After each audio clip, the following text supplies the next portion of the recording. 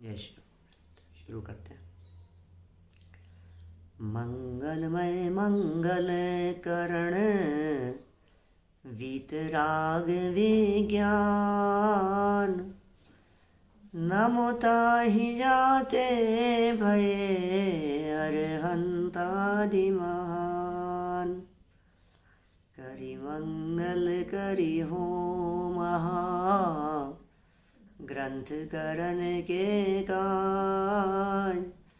जाते मिले समाज सब, पावे निज पद राज, पावे निज पद राज। इस भव तरु का मूल एक, जानहु मिथ्या भाव। ताको करि निर्मूल अब, करिए मोक्ष उपाव, करिए मोक्ष उपाव। मोक्ष मार्ग प्रकाशक नामक ग्रंथ आचार्य कल्प पंडित प्रवर टोडरमल जी साहब की यह अनुपम रचना। और यहाँ हम सम्यक व सन्मुख मिथ्या दृष्टि जीवों की चर्चा कर रहे थे।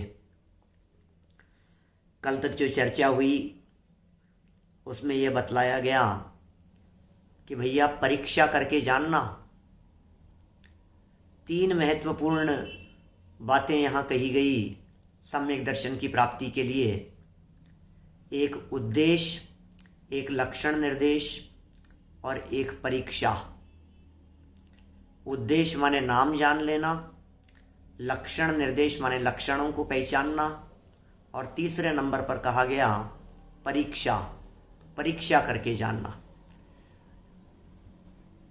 परीक्षा संबंधी यहाँ प्रकरण चल रहा था और कितने प्रकार से बातें कही वेद विज्ञान के लिए, कितने कितने प्रकार से टोडरमल जी साहब बतलाते रहे। जब तक भाव भाषण नहीं हो, जब तक जिन वचन और हमारा विकल्प चिंतन एक रूप न हो जाए, जब तक दोनों मिल नहीं जाए, जब तक दोनों में मिलाप नहीं हो जाए, तब तक निरंतर निरंतर निरंतर अभ्यास करते रहना, अभ्यास करते रहना, अभ्यास करते रहना, विचार करते रहना, चिंतन करते रहना। ये काफ़ी बातें यहाँ कह दी थी और कल ये सब चर्चाएं आपके बीच में हुई थी। आपको ध्यान ही होगा कि भैया जिनेंद्र देव अन्यथावादी तो है नहीं, जैसा भगवान ने कहा है वैसा ही मान लेवें। तो कह रहे हैं श्रद्धा किस लिए करें, परीक्षा किस लिए करें। कर लो ना श्रद्धा, श्रद्धा तो कर लेंगे, परीक्षा किस लिए करें। परीक्षा किए बिना यह मानना तो हो सकता है क्या, परीक्षा किए बिना ऐसा मानना तो हो सकता है कि भाई जो कहा है वो सत्य है, लेकिन भाव वासन थोड़ी ना हो जाएगा। माने बिना परीक्षा के भाव वासन नहीं होता, बिना परीक्षा के फीलिंग नहीं आती, बिना परीक्षा के निर्णय नहीं होता, बिना परीक्षा के निर्णय पक्का नहीं होता, बिना परीक्षा के जो हमारा भरोसा है वो भरोसा पूरी तरह से नहीं बनता। और परीक्षा कर लेने के बाद जो भरोसा होता है उसे फिर कोई विचलित करने में समर्थ नहीं होता। दुनिया की कोई ताकत हिला नहीं सकती है। अग्नि को एक बार छू करके देख लिया कि गर्म है, अब कोई कह सकता है क्या कि नहीं है। मिश्री को एक बार चख करके देख लिया कैसी होती है, अब दुनिया का कोई व्यक्ति कुछ भी कहता रहे, हमें उससे हमारा श्रद्धान विचलित नहीं होता। कल एक उदाहरण दिया था ना, आपको ध्यान होगा, नौकर की चर्चा की थी पंडित जी साहब ने। इधर ऐसी बात लिखी थी कि नौकर को किसी कार्य के लिए भेजें, यदि उसे उस कार्य का भाव नहीं आता है तो भाव वासन हुए बिना कहीं चूक ही जाएगा कहीं ना कहीं। तो इसी तरह से कह रहे हैं पक्का विश्वास हो गया नौकर के ऊपर, कर्मचारी के ऊपर, काम करने वाले के ऊपर दृढ़ विश्वास हो गया, उस विश्वास का नाम ही है भाव वासन। भाव वासन को विश्वास भी कह सकते हैं, ऐसा समझ लीजिए आप। भाव भाषण सम्यक्त्व है, भाव भाषण सम्यक दर्शन है क्या भाई साहब। सुनिए जरा क्या कह रहे हैं, देखिए। बड़ी सुंदर और मार्मिक चर्चा है कि साहब सारी बातें आपकी सही है पंडित जी। परीक्षा करना, हे उपादेय तत्वों की परीक्षा करना, और जो ज्ञेय हैं उनकी परीक्षा नहीं करना, क्योंकि 3 तरह के जगत में पदार्थ कहे गए थे। या तो हेय पदार्थ माने जो छोड़ने योग्य हैं, उपादेय पदार्थ जो ग्रहण करने योग्य हैं, और ज्ञेय माने जो जानने योग्य हैं। तो इन 3 की जब परीक्षा करने की बात कही गई तो कहा कि इन 3 में से सबकी मत करना, क्योंकि सबकी कर भी नहीं पाएगा, सबकी परीक्षा नहीं कर पाता है। परीक्षा किसकी होती है? बोले जो प्रयोजनभूत हो उसकी परीक्षा कर लेना। किस किस की परीक्षा करेगा? हम आपसे पूछते हैं, आपने अपने यहाँ कर्मचारी रखा, ड्राइवर रखा, और ड्राइवर रखना है तो बोलो आप उसकी क्या क्या परीक्षा करेंगे? उसको चाय बनाना आता है या नहीं? क्या ये परीक्षा की जाएगी उसकी? जिस व्यक्ति को हमें ड्राइवर रखना है उसकी इतनी तो परीक्षा की जाएगी ना कि इसको गाड़ी प्रॉपर चलाना आता है या नहीं आता है, रोटी बनाना आता है या नहीं आता है, दूसरे कोई काम आते हैं कि नहीं आते हैं? भैया नहीं, एक परीक्षा सच्ची करनी है हमारे को। जिस काम के लिए हमने उसे रखना है उस काम में वो परफेक्ट है या नहीं है। यदि वो उस काम में परफेक्ट है तो बाकी किसी और काम के लिए परीक्षा लेने की जरूरत नहीं है। किसकी परीक्षा करें बोलो? कपड़े कैसे पहनते? नहीं साहब, हमने परीक्षा करके देखा था, वो तो जूते ही ढंग से नहीं पहनता। अरे हमने उसकी परीक्षा बराबर करके देखा था, वो तो कैसी शर्ट टी शर्ट कपड़े ही कैसे पहनता है वो तो। नहीं नहीं नहीं, हो गई परीक्षा। अरे भाई, गाड़ी कितनी अच्छी चलाता है, हाथ में कितनी सफाई है उसके गाड़ी चलाने में, ये निर्णय किया जाएगा। माने प्रयोजनभूत बात में निर्णय किया जाता है, अप्रयोजनभूत बात में निर्णय नहीं करना चाहिए। देखिए 259 नंबर पेज है, 259 नंबर का ये पेज है, और बीच में एक प्रश्न है, बहुत सुंदर प्रश्न दिया है यहाँ। परीक्षा अन्यथा हो जाए तो क्या करें? प्रश्न, परीक्षा अन्यथा हो जाए तो करें क्या? आखिर हम तो कोई सर्वज्ञ तो है नहीं, भगवान तो है नहीं, और हमसे गलती होने की संभावना तो है। गलती हो गई, सब गलतफहमी हो गई, परीक्षा में गड़बड़ हो गई, तो क्या करें? समाधान, जिन वचन और अपनी परीक्षा में समानता हो तब तो जाने कि सत्य परीक्षा हुई है। क्या? जिन वचन और, ध्यान दिए, एक एक शब्द बहुत महत्वपूर्ण है। जिनेंद्र देव के वचन और अपनी की गई परीक्षा, इन दोनों में यदि समानता हो तब तो जाने कि सत्य परीक्षा हुई है। जब तक ऐसा न हो तब तक कैसे हिसाब करता है? क्या हुआ? अरे जब तक ऐसा ना हो, ये क्या चक्कर है? शायद लाइन छूटी हुई है क्या? मुझे लगता है यहाँ जे सेकंड लाइन है ना ये, जब तक ऐसा न हो तब तक जैसे कोई हिसाब करता है और उसकी विधि न मिले तब तक अपनी चूक को ढूंढता है, उसी प्रकार ये भी अपनी परीक्षा में विचार किया करे। आगे बात समझ में क्या कहना चाह रहे हैं? ये कह रहे हैं जब तक ऐसा ना हो, कैसा ना हो, तब तक जैसे कोई, जब तक ऐसा न हो तब तक परीक्षा विचार किया करे, परीक्षा में विचार किया करे। वाक्य कहां से मिलेगा ये? जब तक ऐसा न हो तब तक क्या करें? नीचे मिलाओ इस लाइन को। जब तक ऐसा न हो माने कैसा न हो? सत्य परीक्षा नहीं हुई हो, या जब तक जिनेंद्र देव के वचन और अपनी परीक्षा की समानता न हो तब तक चूक ढूंढता है ना, जैसे कोई व्यक्ति हिसाब मिलाने में, यार मिल ही नहीं रहा है यार। अकाउंटेंट साहब, कई बार आपने देखी होंगी ऐसी बातें, चर्चाएं सुनी होगी। बहुत सारे तो हमारे साथी चार्टेड अकाउंटेंट सीए होंगे, अकाउंट से जिनका कुछ ज़्यादा कनेक्शन होगा, ऐसे भी तो बहुत सारे लोग हैं। तो ये कह रहे हैं हिसाब करता है और साहब मिल नहीं रहा। आज इतना टाइम कैसे लग यार? पता ही नहीं यार, पता नहीं एक चूक ऐसी हो गई, एक कलम नहीं मिल रही, कहीं ना कहीं कुछ गड़बड़ हो रही है। उसकी विधि ना मिल जाए, चूक ढूंढता रहता है। और उसी प्रकार यह अपनी परीक्षा में विचार किया करे। जो परीक्षा की है उस परीक्षा के अंदर विचार करो इस तरह का कि ये बात बराबर है या नहीं है, बोलो। तथा जो ज्ञेय तत्व हैं उनकी परीक्षा हो सके तो परीक्षा करे, और नहीं तो यह अनुमान करे कि जो हेय उपादेय तत्व ही अन्यथा नहीं कहे तो गेय तत्व को अन्यथा किस लिए कहेंगे? भाई साहब समझ में आ रही है क्या बात? क्या कह रहे हैं बोलो भैया? ये जो कह रहे हैं बात, कितनी जबरदस्त बात कह दी है। गेय तत्व हैं, गेय तत्व माने जानने योग्य, गेय तत्व माने जो सिर्फ ज्ञान का विषय थे, उन ज्ञान के विषय गेय तत्वों में उनमें परीक्षा हो जाए तो कर लो, नहीं हो तो मत करो, अनुमान करो।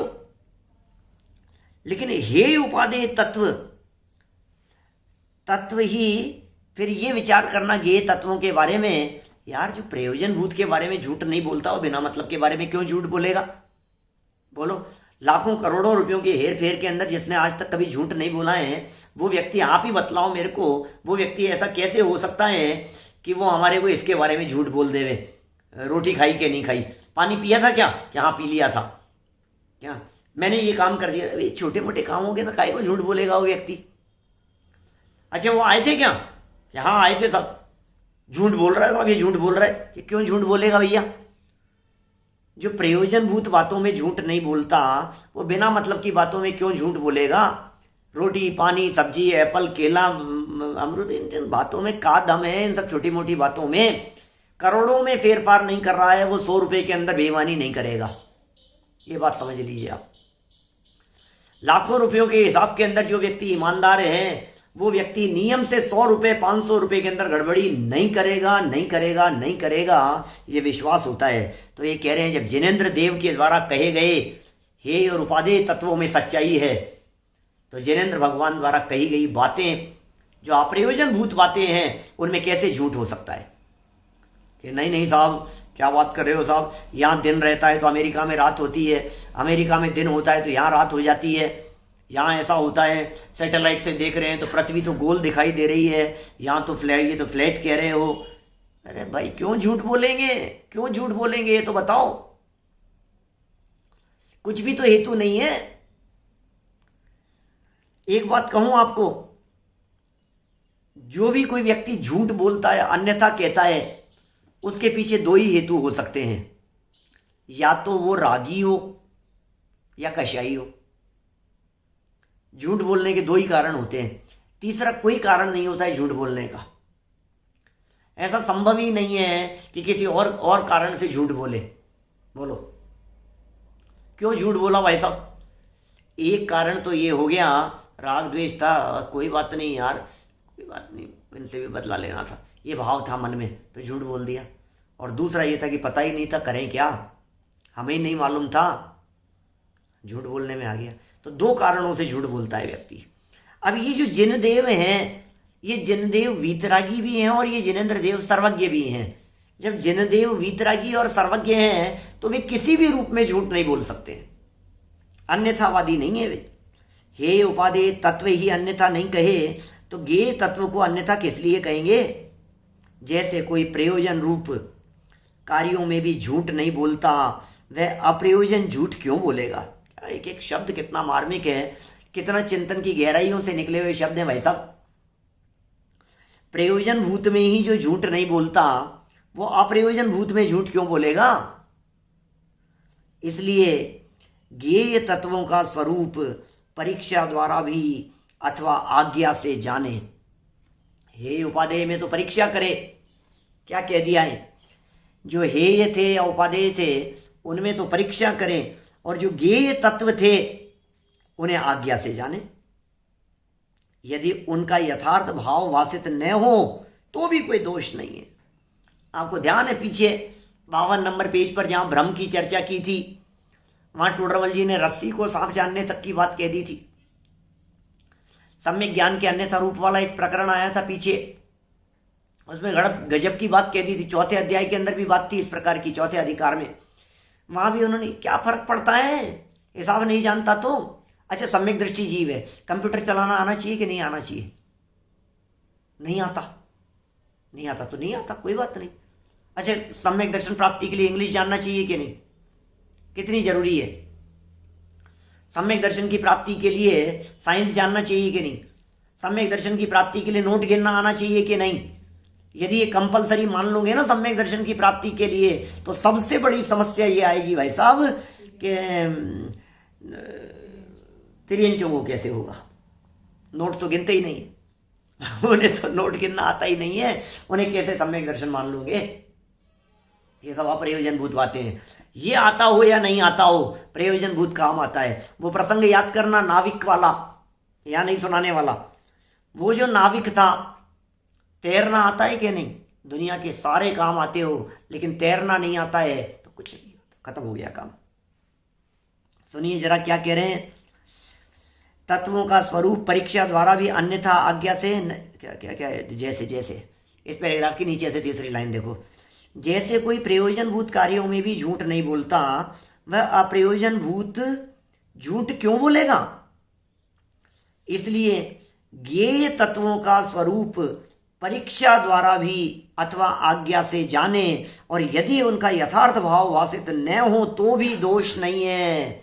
यदि नहीं पकड़ में आ रही है कोई बात तो भी आप दोष के भागीदार नहीं हो। ये बातें कितनी महत्वपूर्ण कह रहे हैं कि भाई साहब कोई दोष नहीं लगेगा आपको।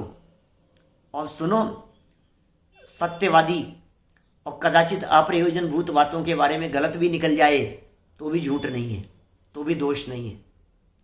भेद विज्ञान में गड़बड़ी नहीं है, तत्वों में गड़बड़ी नहीं है, जीव अजीव को जानने में गड़बड़ नहीं है। ये महत्वपूर्ण बातें हैं।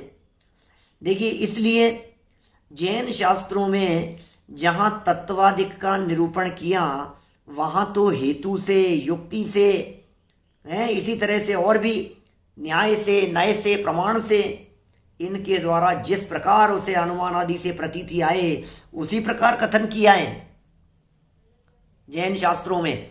हमारे यहाँ जनवाणी में कितनी ही जगह पर इस प्रकार के कथन किए हैं जहाँ हेतु, युक्ति आदि, अनुमान आदि से प्रतीति आए। भैया विश्वास होना चाहिए ये जो बात कही जा रही है। देखो इनका स्वतंत्र परिणमन, देखो एक एक पुद्गल परमाणु स्वतंत्र रीति से परिणमन कर रहा है। अब ये बात ख्याल में आती है कि नहीं ये स्वतंत्र परिणमन कर रहा है? यदि नहीं आ रही है तो देखो आप, हैं सब द्रव्य स्वतंत्र जगत में, कोई न किसी का काम करे, कर्ता न धरता कोई है, अणु अणु स्वयं में लीन है। ये जो बातें कही है जनागम में, ये बातें श्रद्धा का विषय बनती है या नहीं? ये बातें विश्वास का विषय बनती है या नहीं? कितने क्या कह रहे हैं, जैसे प्रतीति आए उस प्रकार का कथन किया है। तथा त्रिलोक, गुणस्थान, मार्गणा, पुराण आदि के कथन आज्ञानुसार कहे हैं। एक एक शब्द इनके कथन तो आज्ञानुसार हैं। वो चर्चा की थी ना मैंने कल परसों, जो चर्चा की है कुंदकुंदाचार्य देव के संदर्भ में, जो विशेष आयोजन के अंतर्गत मैंने बात कही, परसों रात की बात है। मैंने आपसे कही थी, बहुत सारे लोग होंगे आप लोगों में से, बहुत सारे साधर में बहुतों ने नहीं भी सुना। कुंदकुंदाचार्य देव के ग्रंथों का नाम परमागम है। धरसेनाचार्य देव और भूतबली पुष्पदंताचार्य देव ने लिखा वो आगम, षटखंडागम आगम है, समयसार परमागम है। ये क्या चक्कर है? कषाय पाहुड़ आगम और ये परमागम, आचारांग आदि वो आगम है, और समयसार आदि ये 5 ये परमागम है। आखिर ऐसा क्या है कि ये परमागम हो गए हैं? ये बात है भाई साहब जो यहाँ कह रहे हैं। त्रिलोक, गुणस्थान, मार्गणा और पुराण आदि के कथन आज्ञानुसार किए हैं, इसमें अनुभव नहीं चलता। ऋषभ देव के 101 पुत्र थे, इसमें अनुभव नहीं चलता। नहीं परीक्षा करूंगा मैं, तो ये कहाँ परीक्षा करेंगे? ऋषभ देव की हाइट कितनी थी कि 500 धनुष की परीक्षा करेंगे हम तो। उनकी आयु कितनी थी? बोले 84 लाख पूर्व की करेंगे परीक्षा की। 100 सिर का हो जाएगा तो भी परीक्षा नहीं कर पाएगा। कोड़ा कोड़ी सागर पहले होकर के निर्वाण की प्राप्ति हो चुकी है, उनकी कहाँ परीक्षा करेंगे आप? नहीं होती है परीक्षा। आज्ञानुसार मानना, त्रिलोक के कथनों को आज्ञानुसार मानना, गुणस्थान के कथनों को आज्ञानुसार मानना, अजयकरण, अपूर्वकरण, अनिवृत्तिकरण, अरे बहुत सुंदर प्रकरण आने वाला है।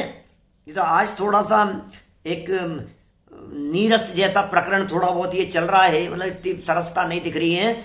कल से जो प्रकरण अपने प्रयोजन की जो चर्चा करने वाले हैं, कल 260 पेज पर जो चर्चा आने वाली बीच वाले पैराग्राफ में, फिर लास्ट वाले पैराग्राफ में, फिर आगे जो बातें कही है, और फिर जो 5 लब्धियों की चर्चाएं की है, अरे गजब कर दिया है टोडरमल जी साहब ने, कमाल कर दिया है भाई साहब। सुनो यहाँ क्या कह रहे हैं, गुणस्थान 11वें गुणस्थान वाला गिरता है, यह अनुभव की बात है क्या?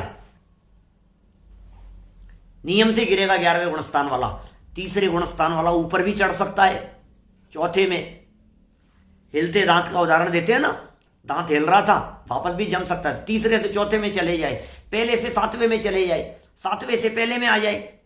गुणस्थानों के कथन ये कह रहे हैं आज्ञानुसार किए, मार्गणा स्थान गई इंदिये सुखाए योगे वेदे कषाय नाणे संयम दंसन लेशिया भविया सम्मत सन्नी आहारे।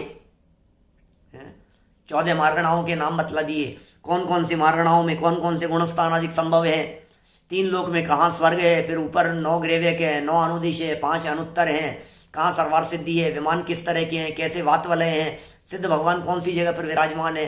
प्रथम नरक के 3 पटल हैं, 3 हिस्से हैं मुख्य, 13 पटल हैं, 3 हिस्से प्रमुख रत्न प्रभा के, खर पंख अब्बहुल के 13 हिस्से, खर भाग के अंदर 16 पृथ्वियां। क्या क्या बातें हैं, बोले आज्ञा से जानना, आज्ञा से, दिमाग मत लगाना, जो जैसा कहा है उसे वैसा स्वीकार कर लेना।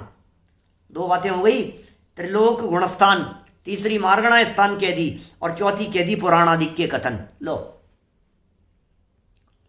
50% कोर्स हो गया, जिसमें आपको परीक्षा नहीं लगानी है।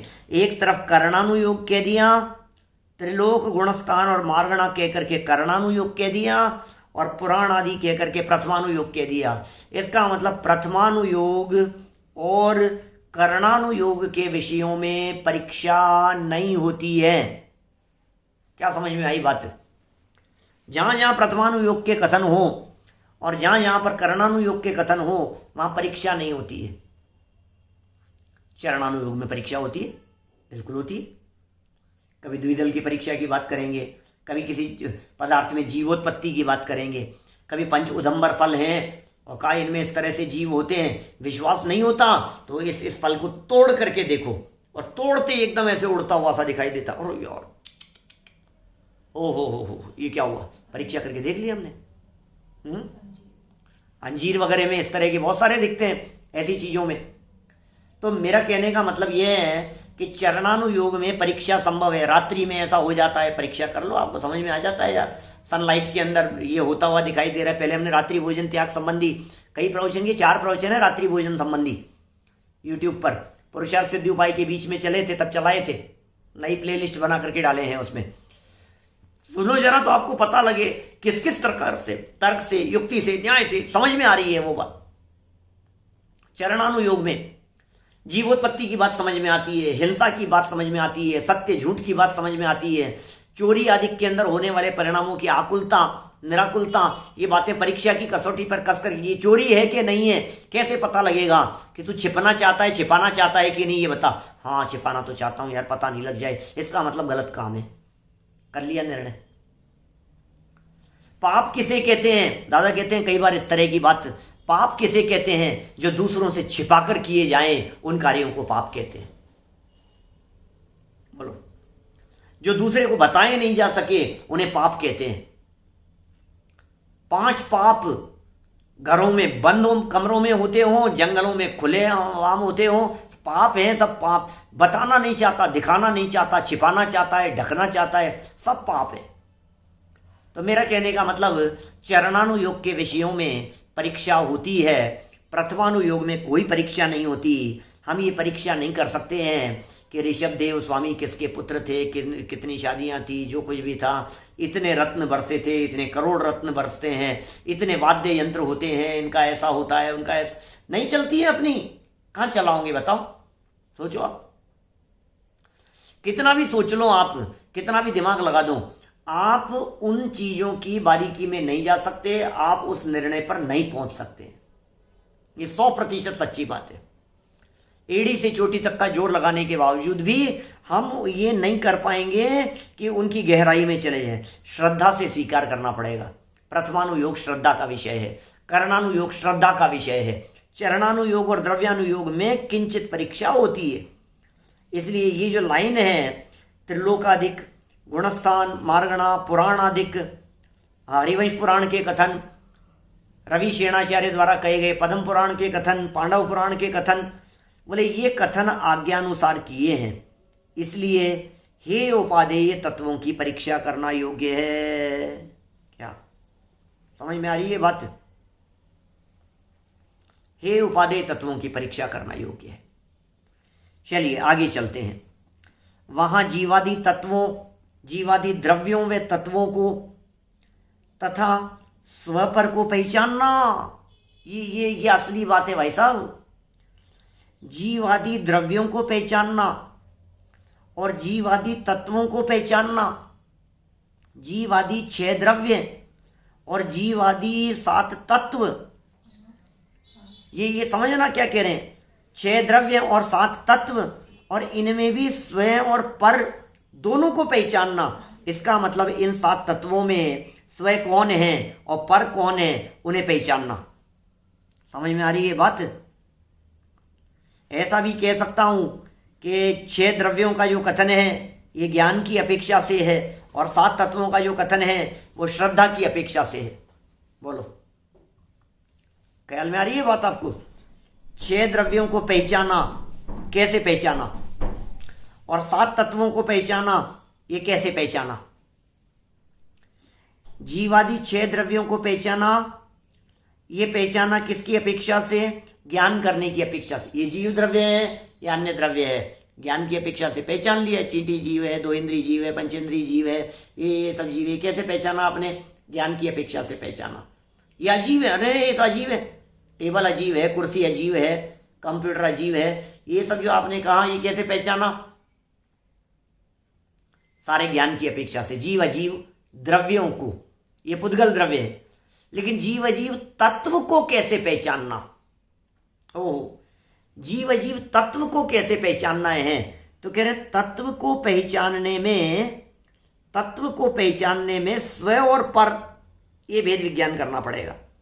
माने जो श्रद्धा की अपेक्षा से जाना जाता है वो दृष्टि का विषय शामिल होता है इसमें। समझ में आ रही है बात? स्वयं पर को पहचानना, ऐसा कह सकते हैं अपन, श्रद्धा की दृष्टि से तो पर्याय भी पर के खाते में है, और ज्ञान की दृष्टि से वो पर्याय आपके खाते में है। तो थोड़ी बारीक बात बोल गया मैं, स्वाध्याय आत्मार्थियों को बड़ा आनंद आएगा। कैसी बात कह दी है? कौन स्वयं और कौन पर? बोलो जितेंद्र जी साहब, बोलो क्या कहना है, क्या कह रहे हैं भाई साहब? ध्यान देना प्रमोद जी भाई साहब। देखो, स्व और पर, तो स्वयं में कौन है और पर में कौन है, बताओ। बोले स्वयं में तो आत्मा या जीव तत्व, और पर में पुद्गल धर्म अधर्म आकाश काल, ये सब पर में। क्या अच्छा, ओके, कोई दिक्कत नहीं है। स्वयं में तो हो गए चेतन तत्व और पर में हो गए अचेतन तत्व। हाँ ठीक है साहब, बिल्कुल बिल्कुल, ये ज्ञान का काम है। श्रद्धा के लेवल पर बात करोगे तो ये सम्यक और मिथ्यात्व वाली जो पर्यायें हैं, क्षण क्षण में परिवर्तित होने वाली जो पर्यायें हैं, ये पर्यायें भी पर के खाते में चली जाती है। इनको भी पर के खाते में डाल दो, पर्याय पर के खाते में डाल दो। दृष्टि के विषय में पर्याय शामिल नहीं है, सम्यक दर्शन के विषय में पर्याय शामिल नहीं है। सम्यक दर्शन खुद एक पर्याय है। क्या भाई साहब बोलो, सम्यक दर्शन खुद एक पर्याय है, लेकिन सम्यक दर्शन के विषय में पर्याय शामिल नहीं है। क्या बातें कह रहे हैं। वहां जीवादि द्रव्यों व तत्वों को तथा स्व पर को पहचानना तथा त्यागने योग्य मिथ्यात्व रागाधिक, कल लाइन पढ़ के बतलाई थी आपको। कौन सी? 254 पेज की, 354 पेज की, ध्यान है ना आपको। हे गे उपादेय तत्वों की परमार्थ वचनिका का कथन था, मार्मिक विषय था थोड़ा सा। वो क्या कह दिया वहां कहा था, देख निकाल लो आप 354 नंबर पेज पर। हे तो त्याग रूप, हे मतलब त्याग रूप होता है। द्रव्य की अशुद्धता को हे कहते हैं, और अपने द्रव्य की शुद्धता को उपादेय कहते हैं, और बाकी अन्य षट द्रव्यों को उनको गेय कहते हैं। दुनिया के 6 द्रव्य गेय हैं, जानने मात्र है। तो क्या छोड़ना है? मेरा गुस्सा छोड़ना है, नाराजगी छोड़नी है, मनमुटाव छोड़ना है। व्यक्ति थोड़ी ना छोड़ना है, वस्तु थोड़ी ना छोड़नी है, पदार्थ थोड़ी ना छोड़ना है। दुनिया नहीं छोड़नी है, दुनिया से राग छोड़ना है। शरीर नहीं छोड़ना है, शरीर के प्रति राग छोड़ना है। भाई साहब सुनो, शरीर छूट जाए और राग बना रहे, बोले संसार में रुलता रहेगा। और राग छूट जाए और शरीर बना रहे तो भी केवल ज्ञान हो सकता है। हमारे भगवान, अरहंत भगवान, समव चरण में विराजमान तीर्थंकर परमात्मा, वे वीत रागी तो हैं, वीत देह नहीं है। क्या ख्याल में आई क्या बात? वीत रागी तो हैं वे, क्या, लेकिन वीत देह थोड़ी ना है। वीत रागी और वीत देह, इनमें फर्क है। वीत देह सिद्ध भगवान है, वीत रागी भी हैं वो, लेकिन अरहंत भगवान देह होते हुए भी वीत रागी हैं। तो वीत रागता होने पर अनंत सुख प्रकट हो सकता है, वीत देह होने की जरूरत नहीं है। शरीर बना रहे लेकिन राग चला जाए तो काम हो सकता है। त्यागने योग्य क्या है? मिथ्यात्व रागादिक। और ग्रहण करने योग्य क्या है? बोले सम्यक दर्शन आदिक। इनका स्वरूप पहचान लो, इसका नाम है हे उपादेय का स्वरूप पहचानना। क्या? त्यागने योग्य मिथ्यात्व रागादिक का स्वरूप पहचानना, आश्रव त्यागने योग्य है, बंध त्यागने योग्य है, विकार त्यागने योग्य है, असंयम का परिणाम त्यागने योग्य है, अशुद्धता त्यागने योग्य है, वो सब छोड़ने योग्य है। और ग्रहण करने योग्य बोले संवर, सम्यक दर्शन, सम्यक ज्ञान, सम्यक चारित्र, इनके स्वरूप को पहचानो, ये ग्रहण करने योग्य है। तथा निमित्त नैमित्तिकादिक जैसे हैं वैसे पहचानना। क्या बातें कह रहे हैं? निमित्त नैमित्तिक संबंधों को पहचानो, जैसे हैं वैसे पहचानना। इत्यादि मोक्ष मार्ग में जिनके जानने से प्रवृत्ति होती है उन्हें अवश्य जानना। निमित्त नैमित्तिक संबंध बन रहे हैं भाई साहब, दो द्रव्य भिन्न भिन्न है, इनमें इतना तो मैं हूं और इतना पर है। पीछे इतनी बातें कही है। ज्ञान मेरा है, राग पर के खाते में डाल दिया। ज्ञान और राग के साथ साथ में शरीर, ये तो चौड़े ही पुद्गल द्रव्य, पर द्रव्य है, तो पहचानो।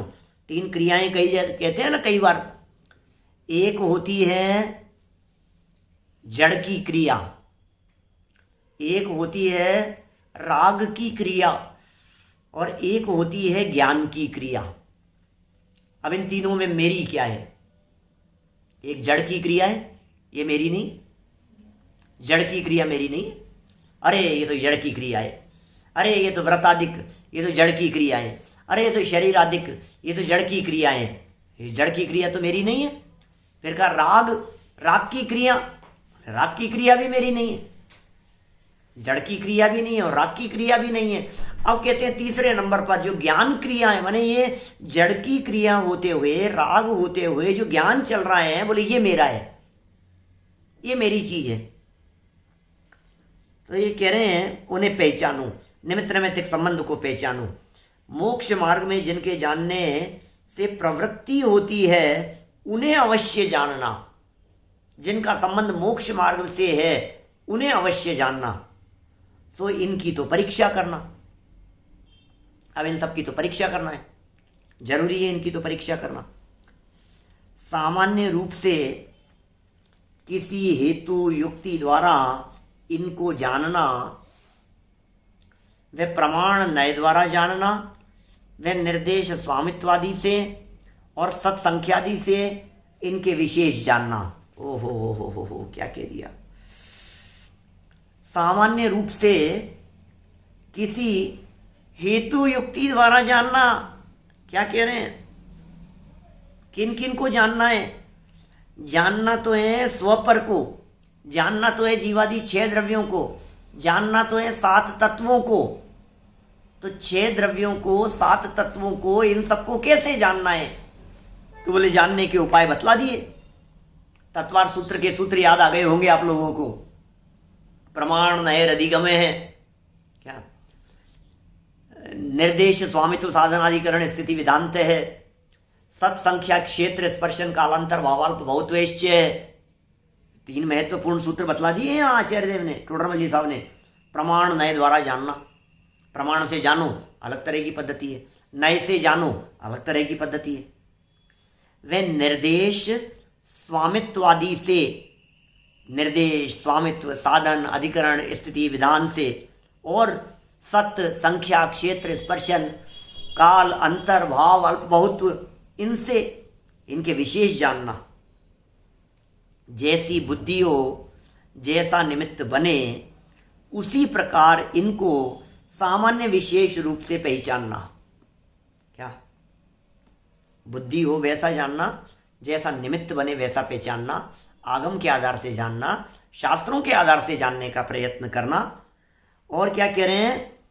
सामान्य विशेष रूप से पहचानना तथा इस जानने में उपकारी, गुणस्थान, मार्गणादिक व पुराणादिक व व्रतादिक, क्रियादिक का भी जानना योग्य है। कितनी कितनी तरह से बातें कह रहे हैं भाई साहब। जैसी बुद्धि हो, जैसा निमित्त बने, उसी प्रकार सामान्य विशेष रूप से जान लिया, पहचान लिया तथा उपकारी कौन? गुणस्थान। क्या बात। देखो अभी तक तो ये कह रहे थे, पिछले पेज पर ध्यान देना, 259 नंबर पेज पर जो चर्चा की, उस पेज पर तो ये कहा कि गुणस्थान मार्गणादि को आज्ञा से जानना। ध्यान देना, बहुत महत्वपूर्ण बात कहना चाह रहा हूं। गुणस्थान आदि के बारे में कह रहे हैं आज्ञा से जानना। पीछे ये कह दिया गुणस्थान, मार्गणा और क्या क्या बातें कह दी थी, 3-4 बातें कही ना यहां। त्रिलोक, गुणस्थान, मार्गणा और पुराण, 4 बातें कह दी, बोले आज्ञा से जानना। ये ऐसा नहीं समझने लग जाना कि जानो ही मत। मालूम है कई डेढ़ लोग हैं क्या साहब, कई ऐसे लोग दिखते हैं, जानो ही मत। अरे यार फिर क्यों जानते हो? बोलो तो नहीं जाने इनके बारे में, क्यों, क्या जरूरत है? ये तत्व है, कोई जानने की जरूरत नहीं। टोडरमल जी क्या कह रहे हैं भैया, सुनो। सामान्य विशेष रूप से स्वपर को जानने के लिए जैसी बुद्धि हो और जैसा निमित्त बने। जैसी बुद्धि हो माने अपने क्षेयोपशम का विचार करना। अब उम्र बहुत हो गई है, बुद्धि है नहीं, याददाश्ती कमजोर है, समझ में आता नहीं है, क्षेयोपशम बहुत मंद है, तो इसका नाम तो है बुद्धि। और जैसा निमित्त बने, निमित्त बने माने समझाने वाला कोई मिल गया, समझ लिया, कोई समझा रहा है, क्लास लग रही है, अटेंड कर ली, सीख लिया, समझ लिया, तो जैसा निमित्त बने उसी प्रकार इनको सामान्य विशेष रूप से पहचानना। और तथा इस जानने में उपकारी क्या है? स्वपर को जानने में उपकारी क्या है? बोले गुणस्थान, मार्गणादिक व पुराणादिक, इनको भी जानना। अरे मैं गुणस्थान जान के क्या करूं? अरे यार ये सब बेकार की चीजें हैं। गुणस्थान जानने में तो कोई दम नहीं है, मार्गण स्थान जानने में तो कोई दम नहीं है। जीव समाज, पर्याप्ति, प्राण उपयोग, ये तो धवलादिक के जो विषय दिखाई देते हैं ना, घूमटसार के जो विषय दिखते हैं, कर्म कांड के, जीव कांड के, इन विषयों को देख, अरे यार इनमें कोई दम, ये यार हो भैया क्या को जानते हो यार, क्या जानना है? टोडरमल जी कह रहे हैं इन विषयों को वे व्रतादिक, क्रियादिक का भी जानना योग्य है। व्रतादिक को जानो, उनकी क्रियाओं को जानो, ये सब चरणानुयोग जानने की शिक्षा दे रहे हैं। पुराणादिक कहकर के कह रहे हैं प्रथमानुयोग जानो। गुणस्थान, मार्गणादिक आदि कहकर के कह रहे हैं करणानुयोग जानो। और स्वपर को जानना जो मूल प्रयोजन भूत कहा था, वहां कहा था द्रव्यानुयोग जानो। तो स्वपर को जानना तो मुख्य है ही सम्यक दर्शन की प्राप्ति के लिए। आत्मा, परमात्मा या 7 तत्व, जीवादि 7 तत्व, उनको तो परीक्षा करके सब बातों को बराबर जानना। तो ये तो जान लिया अपन ने अलग प्रकार से, जो कि प्रयोजन भूत दिखाई देता था। सत्संख्यादिक से जान लिया जीवादिक को, ये तो हो गया द्रव्यानुयोग का विषय। फिर कह दिया द्रव्यानुयोग तो जान लिया, इस जानने में माने भेद विज्ञान के लिए, इस जानने में माने आत्मा परमात्मा के लिए, इस जानने में माने करणानुयोग की विवक्षा से उपकारी क्या क्या है? गुणस्थान, मार्गणा, ये सब करणानुयोग के विषय हैं। वेद विज्ञान होता है इनसे, प्रयोजन की सिद्धि होती है इनसे, गुणस्थान मार्गणादि को जानने से। इसलिए जानना 14 मार्गणाओं के नाम क्या हैं, बोलो। ये सब क्यों जानना है? ये टोडरमल जी लिख रहे हैं पुराण आदि में तो कोई दम नहीं है यार, कहानियां है महापुरुषों की। नहीं, जीवनदर चरित्र चलता है अपना, बड़े गजब की चर्चाएं, जानो उनको, सुनो कहानी, प्रसंग सुनो, हिम्मत बनती है, विश्वास बनता है जीवन जीने का एक नया अंदाजा पता लगता है। उनके जीवन की घटनाओं को देख करके कैसी घटना में कैसे वो उससे जूझते हैं, कैसा निर्णय लेते हैं, बहुत बातें हैं। पुराणादिक व्रतादिक क्रिया का भी जानना, शुद्धता किसमें रहती है, पानी कैसे छाना जाता है, उसकी विधि क्या है, चरणानुयोग का पालन करना, उन क्रियाओं को जानना, क्या भक्ष्य है, क्या अभक्ष्य है, क्या खाने योग्य है, क्या नहीं खाने योग्य है, कैसा आचरण होना चाहिए, किस किस प्रकार से त्याग होना चाहिए, नियम कैसे होने चाहिए, प्रतिज्ञाबद्ध होना चाहिए, इन सब का भी जानना योग्य है, अयोग्य नहीं है ये बातें। ये सारी बातें भी योग्य है। यहां जिनकी परीक्षा हो सके उनकी परीक्षा करना। अब गुणस्थान मार्गणाओं की परीक्षा संभव नहीं है तो मत करना, और उनमें भी जितनी हो सके उनकी परीक्षा कर लें। जैसे समझ लो आप अब परीक्षा करके दे, भैया ये जो है ना बिच्छू, ये बिच्छू कितने इंद्रिय जीव है? दो इंद्रिय तो नहीं है, 3 इंद्रिय 4 इंद्रिय है, 3 इंद्रिय 4 इंद्रिय, कर लो परीक्षा, क्या दिक्कत है उसमें? कैसे परीक्षा करें? और यार मच्छर तो 4 इंद्रिय भैया, ये तो आया था। क्रमी, पिपीलिका, भ्रमर, मनुष्यादि नाम एक एक वृद्धानी, ये तत्वार सूत्र में आया था। अच्छा भ्रमर, भौरा, अच्छा भौरा तो उड़ता है, मच्छर उड़ते हैं, ये तो चलता है जमीन पर, काटता है, लेकिन 3 इंद्रिय होगा। तो परीक्षा कर लिया आपने, निर्णय करके देख लिया।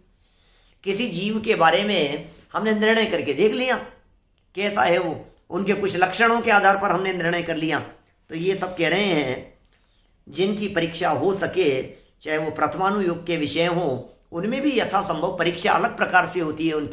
उनकी परीक्षा होती है दूसरे ग्रंथों से मिलान करके, आगम ग्रंथों से मिलान करके, शास्त्रों में कही गई बातों के आधार पर, ये कई तरह से उनकी परीक्षाएं होती है। तो जिनकी परीक्षा हो सके उनकी तो परीक्षा करना, और न हो सके, जिनकी परीक्षा नहीं हो सके, उनकी आज्ञानुसार जानकारी करना, उसको आज्ञा के अनुसार जान लेना। बस ये बहुत महत्वपूर्ण बात इन्होंने कह दी है। जिनकी परीक्षा हो सके उनकी कर लेना, जिनकी नहीं हो सके हाथ जोड़ लो भाई साहब। सर्वज्ञ भगवान की वाणी है, वीतरागी जिनेंद्र देव के द्वारा कही गई बात है। मैं तो भाई साहब दुनिया इधर से उधर हो, आगम वचन है ना, बस अब दिमाग नहीं लगाना। नहीं हो पा रही है परीक्षा, रात्रि भोजन त्याग के संदर्भ में मान लो जितने तर्क दिए अब नहीं बैठ पा रही है, आज्ञा से स्वीकार करो, दिमाग मत लगाओ यार। जनवाणी में कही गई ये बात, आलू में अनंत जीव है, अब तुम परीक्षा करने के लिए बैठ, नहीं मैं तो देखूंगा, लेबोरेटरी में ले जाऊंगा, देखूंगा, जांच करें, नहीं देख सकते हैं, नहीं दिखेंगे आपको, क्योंकि वो ज्ञान का विषय ही नहीं है, छद्मस्त जीव के ज्ञान में नहीं आ सकते हैं। तो इस तरह से ये किसके विषय के संदर्भ में हमें परीक्षा करनी है और कौन से विषय के संदर्भ में हमें आज्ञानुसारी होना है, इस बात का चित्रण पंडित जी साहब ने यहां किया। ये बहुत महत्वपूर्ण प्रकरण था। अब जो असली मूल मुद्दे की जो बात आने वाली है, सम्यक दर्शन की प्राप्ति के लिए कैसे होगा निर्णय, क्या क्या करना है, कितना कोर्स है, कितना बड़ा कोर्स है, कितनी शक्ति, कैसे परीक्षा, कैसे युक्तियां और कैसे निर्णय, और क्या क्या करना है हमारे को सम्यक दर्शन की प्राप्ति के लिए, ये सब बातें आगे बताने वाले। विस्तार से चर्चा तो कल करेंगे। अभी तक जितनी बातें कही हैं, ये सारी बातें आपको लगता है कि हम इस लेवल पर हैं? आपको लगता है हम इस दौर से गुजर रहे हैं? आपके फीलिंग में आती है कि हाँ यार इतनी तो परीक्षा, इतना तो निर्णय, नहीं ये तो बात बिल्कुल बराबर आ रही है पंडित, ये तो सब बराबर में आ रही है। इतना निष्कर्ष निकला अपन ने जो टॉपिक पढ़ा है, उस पूरे टॉपिक को पढ़ने से मैं जो निष्कर्ष रूप वाक्य आपको कह सकता हूं वो ये कह सकता हूं, हेय, ज्ञेय और उपादेय, इन 3 में से ज्ञेय की तो परीक्षा यथासंभव हो सके तो करना, नहीं हो सके तो नहीं करोगे तो भी चलेगा। और हेय और उपादेय तत्वों की परीक्षा अनिवार्य रूप से करना, क्योंकि उनसे मोक्ष मार्ग और प्रयोजन सिद्ध होता हुआ सा दिखाई देता है। एक बात तो ये हो गई। दूसरी बात, बोले अनुयोग कहे हैं 4, विस्तार से वर्णन करेंगे 8वें अधिकार में। इन 4 अनुयोगों में से कर्णानुयोग के विषय आज्ञा से स्वीकार करना, प्रथमानुयोग के विषय आज्ञा से स्वीकार करना, ये 2 तो मोटे मोटे आज्ञा से हैं। और चरणानुयोग और कर्णानुयोग, ये जो 2 विषय हैं चरणानुयोग और द्रव्यानुयोग, चरणानुयोग और द्रव्यानुयोग, इनमें परीक्षा प्रधानी पना है। इनमें भी फिर एक और बात कह दी, इनमें भी बोले जितनी हो सके उतनी कर लेना और जितनी नहीं हो सके उतनी मत करना। परीक्षा प्रधानी से मतलब आज्ञा प्रधानी से परीक्षा प्रधानी को श्रेष्ठ कहा है, ये आगम वाक्य है। तो बड़े सुंदर चित्रण यहाँ किया है। कल इस प्रसंग को, कल इस प्रकरण को और आगे बढ़ाएंगे। अभी की बात को हम यहीं विराम देते हैं। बहुत महत्वपूर्ण प्रकरण है, अवश्य ही हमारे प्रयोजन की सिद्धि इन सब प्रकरणों को पढ़ करके होगी। हम सवाल काल में निर्वाण की प्राप्ति करें, सम्यक दर्शन ज्ञान चारित्र के माध्यम से सिद्धालय में जाकर के विराजमान हो, इसी मंगल भावना से बात को यहीं विराम देता हूँ।